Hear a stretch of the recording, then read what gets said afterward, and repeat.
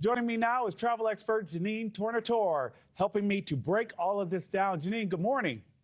Good morning. Great to be here. Good to have you here. AAA says 1.5 million more folks will be traveling this week than this time last year. What advice are you giving clients when they travel on busy days like this? Absolutely. Well, number one, whether you're hitting the roads or the airports, have a plan. Know when you're going to arrive. If you're leaving for your driving, make sure that you leave early. Stay focused if you're going to be on the roads. Get to the airports early. Just preparation is kind of the biggest piece of advice I have for anyone heading out this weekend. And packing snacks and things like that, because I think part of the prep is like, I need something to munch on when I'm on the road here. Absolutely. In fact, speaking of being on the road, this is where we're seeing 90% of travelers this week. 73 million Americans are going to be hitting the roads. That's up 1.3 million compared to last year. And some other data I think that's interesting that's out from Allstate from their DriveWise app really talks about when people are going to be most at risk when they're on the road due to distracted driving. They say phone handling peaks on Sunday evening, speeding on Sunday morning, hard braking jumps on Thursday when people are out, probably trying to get those last minute things done and get to those turkey dinners. So it's interesting to see not just when most people are going to be on the road, but when are most people going to be distracted as well. Distracted driving is definitely an issue. Jeanenne, let me ask you this, though. The government shutdown is over. We know that. Are there any lingering problems travelers should look out for related to that?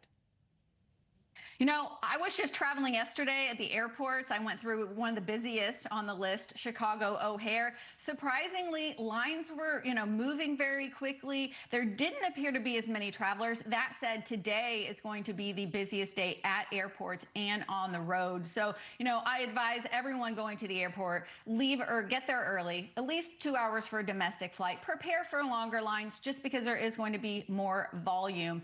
Also, make sure you download your airline's app. That's going to be important. If you do need to make changes on the fly, you can easily do that and sign up for those push notifications so you'll get automatically notified if something does change with your flight. And then also go carry on only. If you haven't left yet and you're still thinking about packing, squish it all into that smaller bag. You don't want to have to worry about those checked bags. Jeanenne, when I tell you I have been carry on only for years and it has been a game changer. It's just so much easier in case there are last minute issues. But I do want to talk about one thing that has led our newscast this morning, and that's the weather.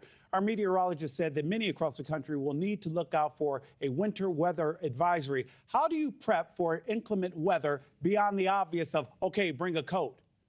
Yeah, and I especially think this is important for those 73 million that are hitting the road. Number one, as I mentioned, have a plan if you're driving. Leave as early as possible and plot out where you're going to make stops. Really take a look at the weather, see if you need to have any alternative routes. Leave yourself that extra time. Something also interesting from that Allstate report was that they see an increase in roadside breakdowns this time of year. They actually say that with their app that you can download, they offer roadside assistance resources that anyone can use. You don't need to be a customer, so make sure that you know how you can access those resources, because that's going to be really impossible if you do